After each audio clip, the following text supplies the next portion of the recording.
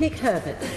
Thank you very much indeed, Madam Deputy Speaker. I rise to support new Clause 1 and to agree with everything that the honourable gentleman for St Helens North said in moving it, and also to say that I, and I'm sure many on both sides of the House, do take very seriously the points which the right honourable gentleman just made.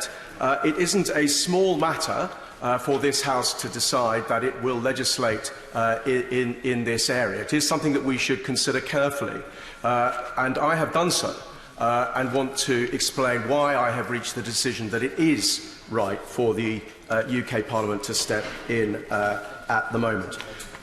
First of all, I think we need to reflect on the fact that there are 28 countries now worldwide that have legislated or through a court decision or through a referendum decision to enable same-sex marriage. Argentina, Australia, Austria, Belgium, Brazil, Canada, Colombia, Denmark, Finland, France, Germany, Iceland, Ireland, Luxembourg, Malta, Mexico, the Netherlands, New Zealand, Norway, Portugal, South Africa, Spain, Sweden, most recently Ecuador through the courts, and Taiwan through its legislature. Costa Rica will make it 29. And, of course, England and Wales and Scotland have legislated. Too often, people find themselves saying that the UK has provided for same-sex marriage, but that isn't true, and it is anomalous, as has been said already in this debate, that citizens in one part of the United Kingdom cannot avail themselves of something which many people regard to be a matter of their fundamental rights, which is to be able to enter into a marriage with the person that they love. So there are two sets of arguments that have to be addressed. And the first are the argument that, in spite of it being right that this should be done, the UK Parliament should refrain from doing so because this should be a devolved matter. But the problem is, of course, that we don't have a functioning executive. We don't have devolved government. We haven't for some time. And in spite of the right honourable gentleman's optimism, and I hope he's right, we may not going forward. And meanwhile, there are couples in Northern Ireland who do not enjoy the same rights as those in the rest of the United Kingdom, who wish to get married and who are legally prevented from doing so. How much longer will they have to wait? I'll give way to the Honourable Lady. Thank the honourable gentleman for giving way on this point. And does he agree with me that this House has been quite patient on this issue, given that it does involve a fundamental matter of human rights, and that, given this patience has been shown, it's clear that it's now running out and we have to act?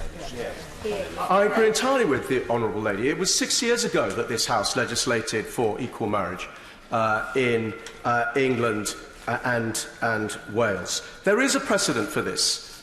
When the Assembly was suspended in 2004, this House passed the Civil Partnerships Act to extend civil partnerships to Northern Ireland. There is consent for this in Northern Ireland itself.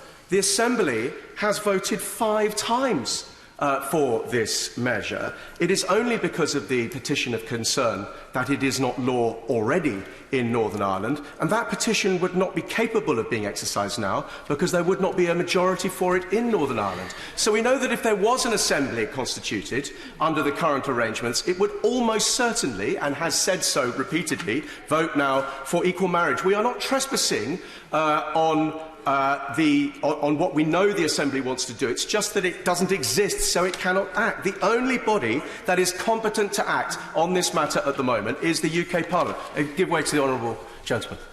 I'm very grateful, Dame Rosie, for the honourable member giving way, and he has outlined a history of events which isn't indeed correct, because the Northern Ireland Assembly voted against the introduction of same-sex marriage on a straight majority until the last vote, in which a petition was used. But he also recognises that we as a party do not have the numbers to table a petition. So had he have been here yesterday, and had he have considered the debate that we had yesterday at second reading, he would have heard that the one party that is frustrating the introduction and the ability for the Northern Ireland Assembly to legislate on this very issue is Sinn Féin, the party that say they want to introduce it. If the Assembly was restored tomorrow, And we have no red lines on whether the Assembly is restored or not. We want to see it.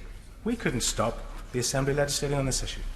Well, the Honourable Gentleman made his points, and indeed I read the debate that took place here yesterday very carefully this morning. There is, nevertheless, a majority for this in the Assembly at the moment. That majority has been demonstrated, and crucially, there is a majority of public opinion in Northern Ireland. Who is speaking for them at the moment? A Sky Data poll last year showed 76% support for equal marriage in Northern Ireland, with only, in fact, less than 1 in 5 opposed to it. That is, on any issue like this, a very large majority indeed. So I think the case is made that we have waited for some time, we have been patient, and it is now right and proper that the UK Parliament acts. I give way to the Honourable Lady. Thank you. Thank you, Dame Rosie. I'm very grateful indeed to the Honourable Member for allowing me to intervene. He outlined the problem in Northern Ireland as one of those who are in a same-sex relationship are not able to marry, as is the case in the rest of the United Kingdom. The situation is actually more complicated, as was touched upon by his right honourable colleague, who was the responsible minister when the legislation was taken through that house, this house rather. And the problem is that those who are in a same-sex marriage in Scotland or Wales or England and who come to Northern Ireland, as soon as they arrive in Northern Ireland, their marriage becomes a civil partnership. That cannot be right within the United Kingdom, can it? I strongly agree with the Honourable Lady, and it shows that people in Northern Ireland simply do not have the same rights as those in the United Kingdom, and that this is something that we should act upon. Then there is the case on its own merits for introducing same-sex marriage. And I just want to say to the House, frankly, this argument has been won. It has been won in the country, and it has been won in this House. And one by one, the arguments against this reform fell away. First of all, there is no compulsion involved.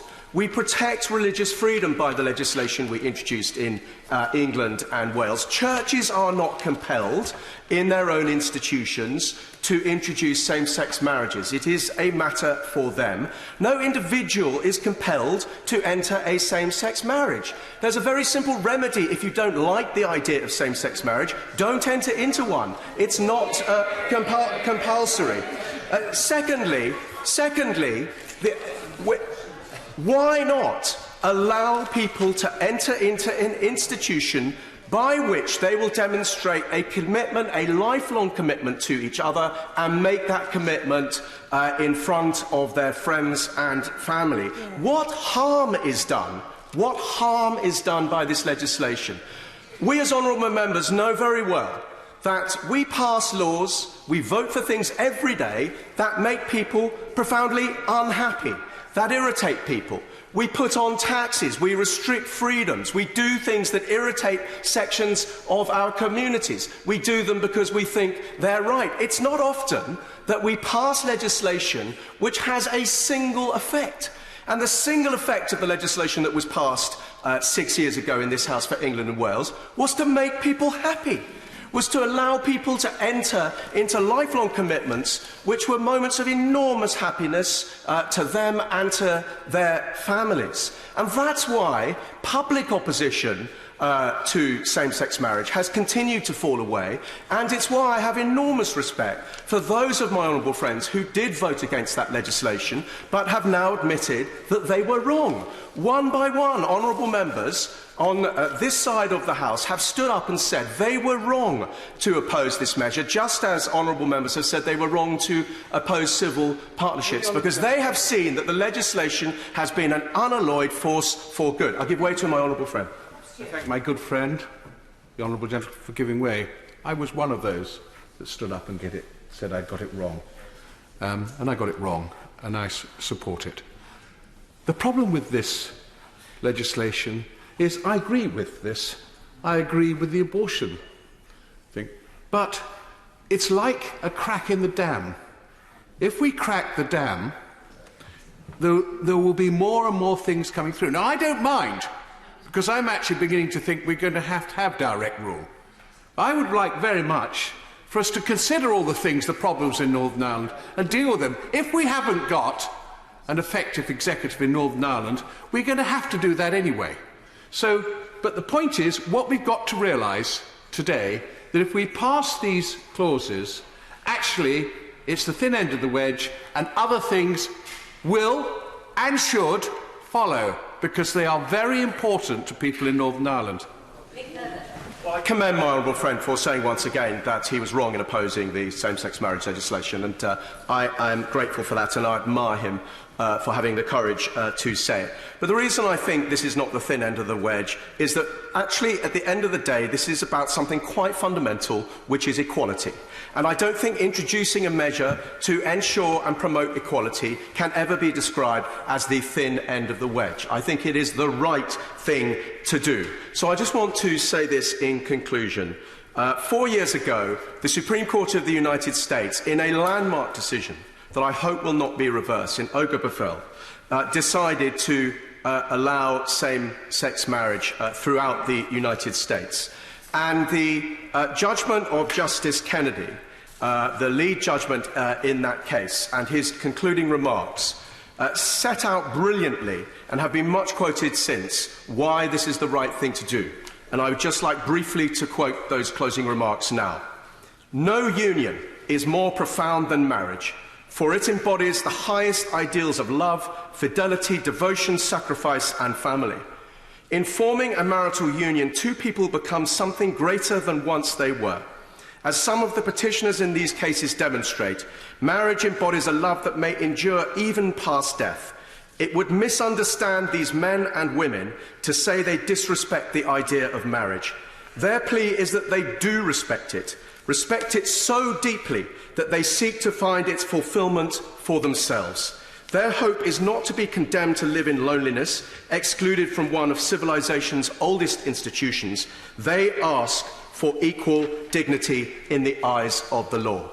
Madam Deputy Speaker, that is all we are asking for the people of Northern Ireland today.